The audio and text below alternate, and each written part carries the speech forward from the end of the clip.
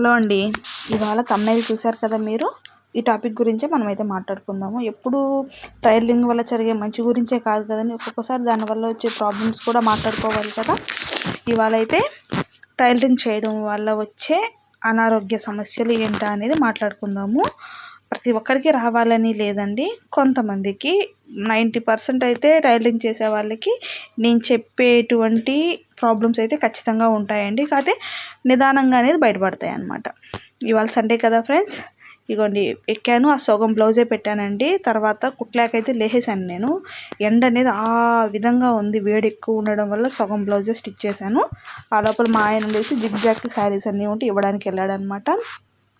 ఈరోజు ఈ టాపిక్ మీద వీడియో చేద్దాం అన్నట్టుగా వీడియో చేస్తున్నాను నేను. టైలరింగ్ చేసే వాళ్ళకి ఎక్కువ శాతం కూర్చొని ఉండడం వల్ల బ్యాక్ పెయిన్ అనేది ఖచ్చితంగా వస్తుందండి.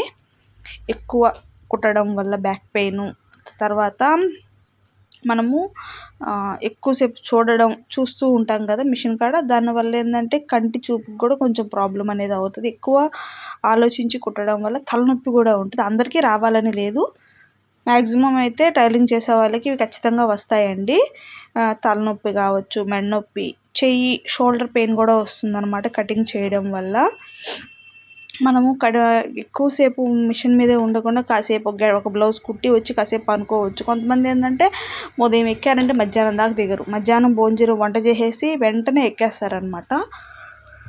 అప్పుడు ఏంటంటే కాసేపు కూడా బాడీకి రెస్ట్ అనేది ఇవ్వరండి. అందువల్ల కూడా ఇలాంటి ప్రాబ్లమ్స్ వస్తూ ఉంటాయి అన్నమాట. మనము మళ్ళీ మధ్యాహ్నం భోజనం చేయగానే ఎక్కేస్తారు, ఇంకా నైట్ వరకు ఉంటారనమాట. దానివల్ల ఏమైపోతుందంటే బాడీ ఓవర్ హీట్ అయిపోవడం వల్ల మొలలు, మోషన్లో బ్లడ్ పడడము, అంటే రకరకాల ప్రాబ్లమ్స్ అనమాట. కొంతమందికి హెయిర్ ఫాల్ అయిపోవడము, టెన్షన్ అనమాట. టైలరింగ్ అంటేనే టెన్షన్తో కూడిన పని అనమాట. మనం చెప్పినంత సులువైతే కాదండి. అందరూ కస్టమర్స్ ఒకలాగా కూడా ఉండరు అనమాట. దీనివల్ల చాలా చాలా ప్రాబ్లమ్స్ వస్తాయి.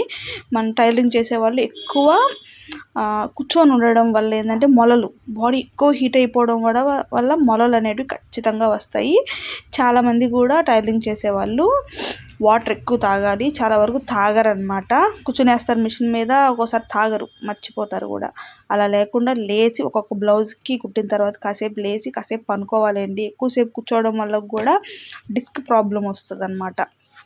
కూర్చొని ఎక్కువసేపు కుట్టడం వల్ల డిస్క్ అంటే కూర్చొని ఎక్కువ పెయిన్ వచ్చేస్తుంది అనమాట.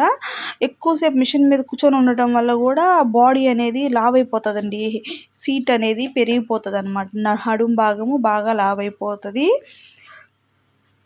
చెయ్యి కూడా కట్ చేయడం వల్ల షోల్డర్ పెయిన్స్ కూడా వస్తూ ఉంటాయి అన్నమాట. ఇవన్నీ కూడా ఏంటంటే చూసుకుంటూ మనము కొంచెం మన బాడీని కేర్ చేసుకుంటూ వాటరు ఇలాంటివి ఎక్కువ తాగుతూ టైలరింగ్ చేసేవాళ్ళు మెయిన్గా రోజుకు 2 టెంకాయలు అయితే కంపల్సరీ తాగాలండి. బాడీ అనేది బాగా అంటే బాగా హీట్ అయిపోతుంది అనమాట. నాకు ఈ మధ్య తెలిసిందంటే నీకు టెంకాయ నీళ్ళు తాగేదని కాదు, నాకు పడదు, తలనొప్పి వస్తుంది. అలాంటిది ఇప్పుడు ఈ ఎండలకి ఎక్కువ టెంకాయ నీళ్ళు తాగడము ఇలా అయితే చేస్తున్నాను అనమాట. తాగిన కాంచి కొంచెం అంటే కొంచెం బాగుందండి. తర్వాత బ్యాక్ పెయిన్ కూడా కంపల్సరీ వస్తుందండి. కూర్చొని ఉండడం వల్ల బ్లడ్ సర్క్యులేషన్ అయితే మెయిన్ కాళ్ళకి అస్సలు జరగదు. మనం ఏం చేయాలి, మార్నింగ్ అండ్ ఈవినింగ్ వాకింగ్ అయితే కంపల్సరీ చేయాలన్నమాట. లేదు అనుకోండి బ్లడ్ సర్క్యులేషన్ జరగక కాళ్ళు నొప్పులు రావడము. ఎక్కువ శాతం కూర్చొని ఉంటాం కదండి. ఇప్పుడు ఏంటంటే అప్పట్లో తొక్కేవాళ్ళం అనమాట, అది ఇంకా కష్టము.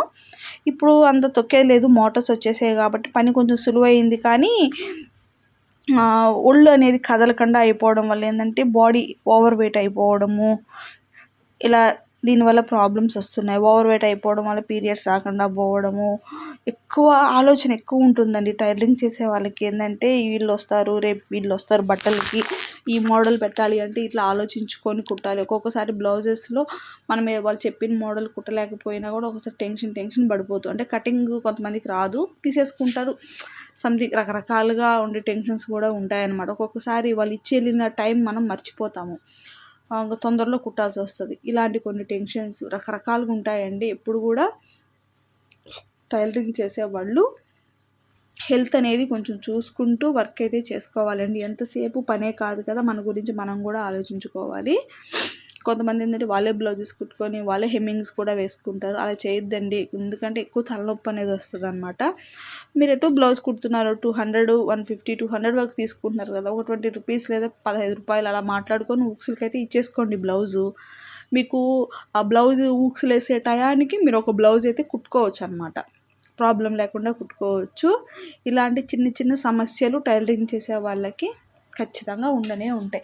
నాకు ఫస్ట్లో నేర్చుకునేటప్పుడు ఏం పెద్దగా లేదండి. కుట్టంగా ఏంటంటే 1 బై 1 మెడ నొప్పి అసలు విపరీతంగా వచ్చేస్తుందండి. మెడ నొప్పి అయితే ఇలా చూసి అయితే మెన్నరాలు అయితే ఎక్కువ నొప్పి రావడము, పనుకున్నా కూడా అసలు ఆ పెయిన్ అయితే అసలు తట్టుకోలేమన్నమాట టైలరింగ్ వల్ల.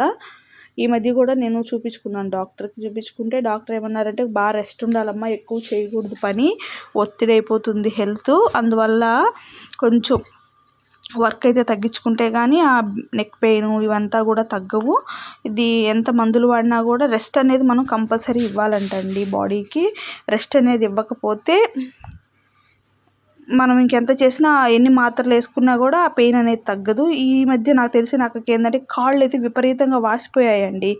ఇలా టైలరింగ్ చేస్తుంది అనమాట ఆమెకి, యూరిన్ అసలు పాస్ అనేది రాక ఈ కాళ్ళు అయితే వాసిపోయాయి. డాక్టర్ కాడ బ్లడ్ టెస్ట్ ఇవన్నీ చేపిస్తే మిషన్ అయితే కుట్టద్దని చెప్పారనమాట. కుట్టకపోతే కుదరదండి, వాళ్ళకి ఇంట్లో పని టైలరింగ్ చేస్తారు కాబట్టి కుదరదు, దాని మీదే కొంచెం జరగాలి కాబట్టి కాళ్ళు వాసిపోవడం వల్ల బ్లడ్ తగ్గిపోయింది, యూరిన్ రాకుండా అయిపోవడం వల్ల తర్వాత చెయ్యి ఎక్కువ పెయిన్ వచ్చేసింది అనమాట అక్కకి. రకరకాలుగా అంటే 1 బై 1 బయటపడుతూ ఉంటాయన్నమాట. కొంచెం జాగ్రత్తగా ఉండి హెల్త్ చూసుకోండి.